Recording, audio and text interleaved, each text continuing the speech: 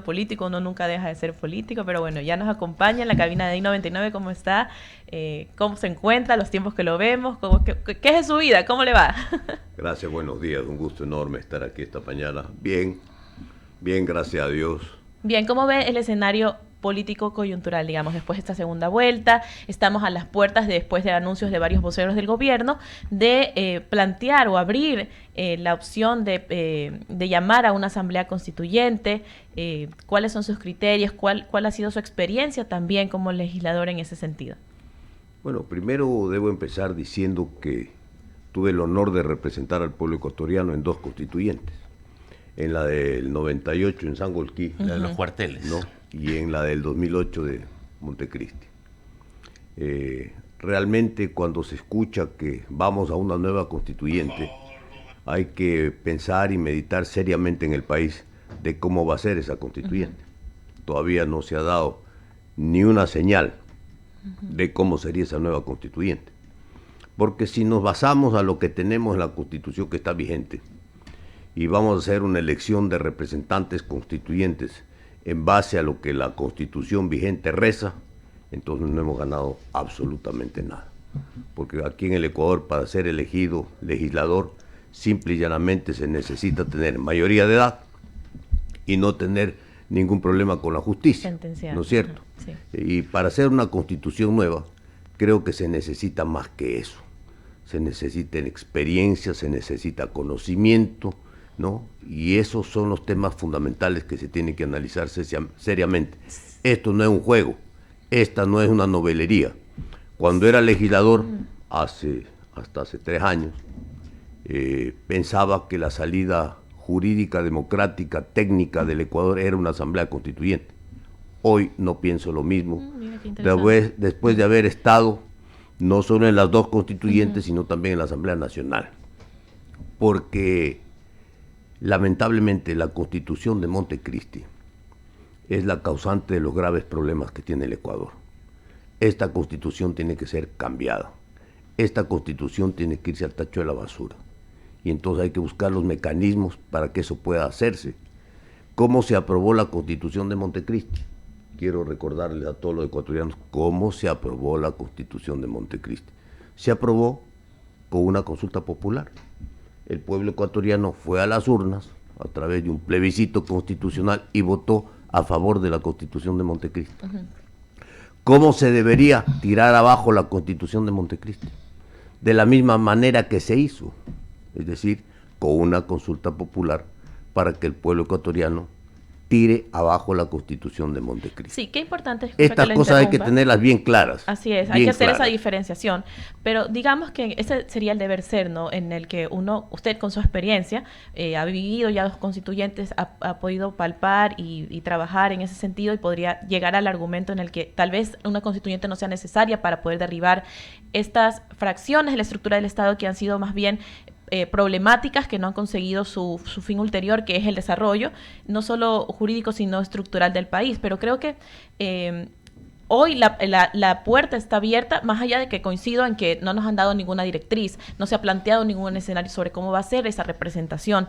Creo que es momento de que voces como la suya participen del debate, planteando quizás un modelo en el que podría llamarse una constituyente, pero la realidad hoy es que eso va a pasar, tal vez no en el corto plazo, tal vez va a ser en un año, 10 meses, 12 meses, en el que estemos frente a esta posibilidad.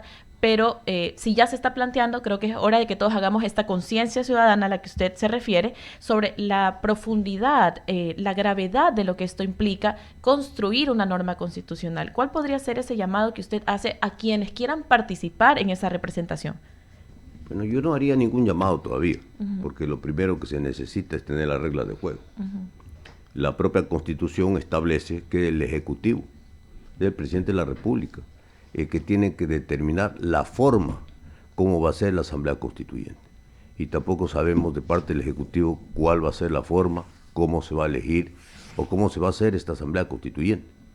Cuidado, están pensando en una comisión de altos juristas del Ecuador, ¿no es cierto? ¿Y por qué no? Si no digo que no. Si no digo que no. Dice cuidado. No, o sea, porque la gente ya está pensando, ya se están alistando para ser candidatos a las elecciones. Entonces, El Ecuador no puede vivir de elección en elección, a ese cuidado es al que me refiero. Ah, ok. No. Lo otro sería que una comisión de alto nivel haga una constitución y la presente a la Asamblea, le presente al pueblo ecuatoriano para que sea aprobada.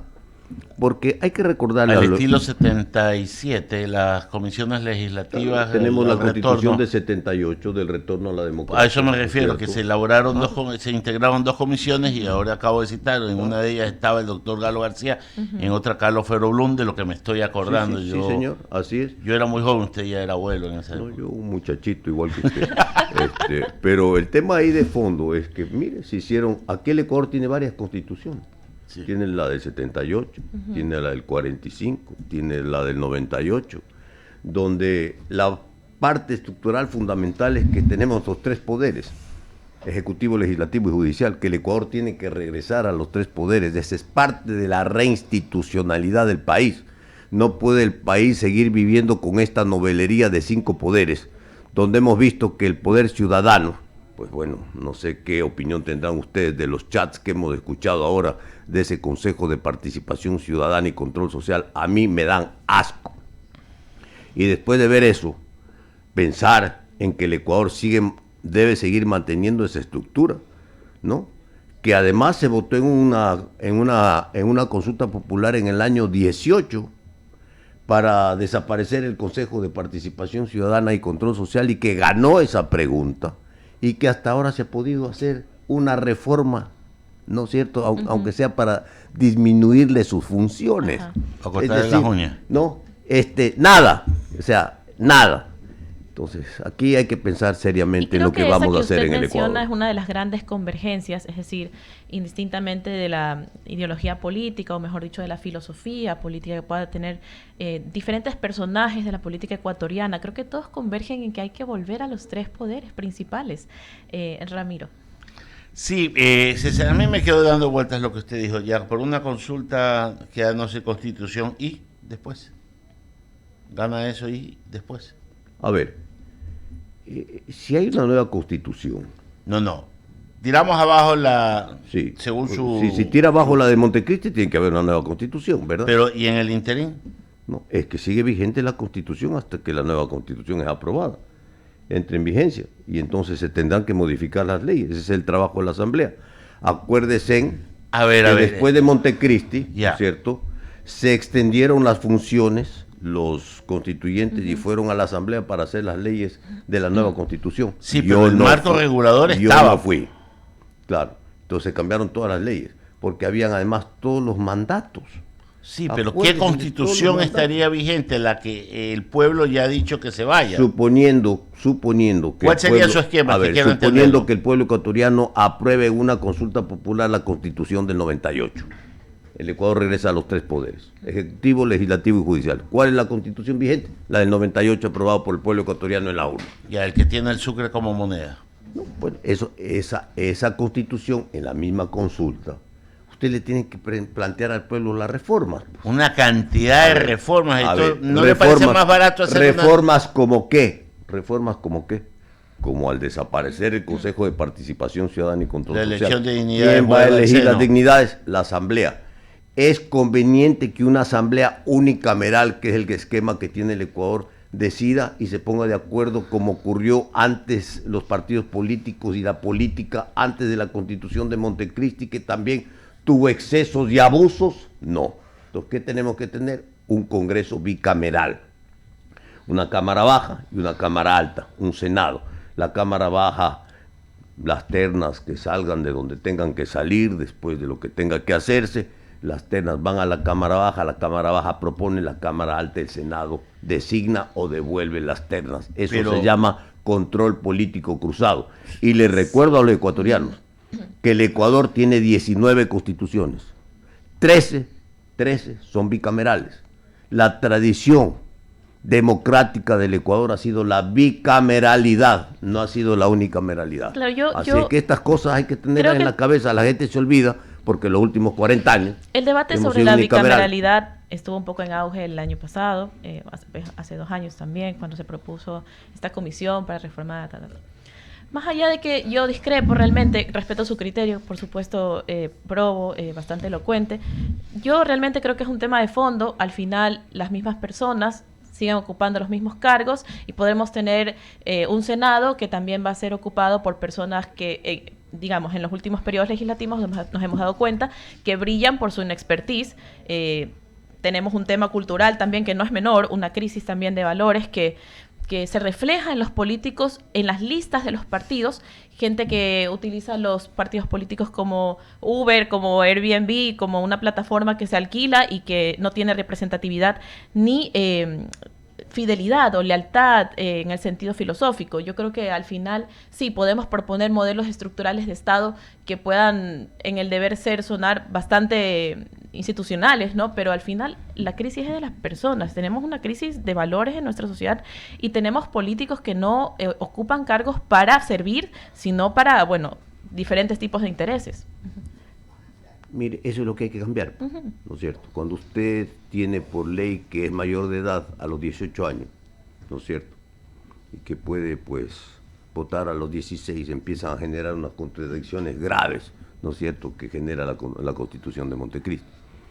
Cuando estas cosas son las que se tienen que enmendar, ¿no es cierto? Hemos entrado hablando este programa, hablando de que la vara tiene que ser más alta. ¿Quiénes van a ser los constituyentes? Y con el respeto que se tiene la juventud, a la que yo admiro y creo en ella y apoyo, no puede ser constituyente un muchacho de 18 o 20 años que recién está en la universidad formándose. O sea, las cosas en su lugar, ¿no es cierto? Necesitamos hacer leyes buenas para que el país cambie. Y mire usted, hay caminos que están allanados, que ya tienen dictamen de la Corte Constitucional. Hay el dictamen de la Corte Constitucional aprobado con informe favorable, anote por favor, el 719, RC-19, que tiene aprobada pues ya 14 preguntas o modificaciones que tienen que hacerse a la Constitución. Entre esas está hablándose justamente de la bicameralidad, de la desaparición del Consejo de Participación Ciudadana y Control Social, de regresar a los 3 poderes. Es decir, aquí ya hay un camino allanado, incluso existe una tabla de cómo sería la nueva representación. Y fíjese usted que de acuerdo a esa tabla, ¿no?, bicameral, Cámara Baja y Cámara Alta, la Cámara Alta tendría 24 senadores y la Cámara Baja tendría 51 diputados. Es decir, aquí tenemos legisladores y congresos que pasan y siguen pasando y seguirán pasando. ¿Ha habido algún diputado en los últimos años que se preocupe de estos dictámenes que están vigentes con informe de la Corte Constitucional para plantear reformas políticas al Estado ecuatoriano? Nadie. Escúcheme lo peor. Hubo otra propuesta que también tiene informe favorable y dictamen de la Corte Constitucional con 500,000 firmas ciudadanas, la mayor iniciativa ciudadana que se ha presentado, que también va en la dirección, esa sí va solo en una dirección, de plantear la bicameralidad. Se trató en una asamblea, no hubo los votos, se regresó, ha pasado ya más de un año de esa discusión, creo que 3 o 4. ¿Ha habido algún diputado que recoja esta reforma importante para plantearla al país? Nadie. ¿Sabe qué? A nadie le interesan las reformas. Todo el mundo está feliz con el statu quo. Y eso es lo más grave que nos está pasando a los ecuatorianos. Si no cambiamos la Constitución, créanlo, no hay futuro. Y esa Constitución tiene que ser cambiada. Hay que buscar las formas y los mecanismos para hacerlo de la mejor manera con los mejores ecuatorianos. Son las 7:55 de la mañana. Agradecemos la intervención de César Ron, ex legislador, aquí en la cabina de I99 para las personas que se conectan a esta hora, compartiéndonos sus criterios, su experiencia también como ex legislador constituyente. Gracias, César, por compartir con nosotros. Ramiro. Gracias, César. Discutiremos más sobre el tema, que hay mucha tela por cortar. Inmenso. Bastante.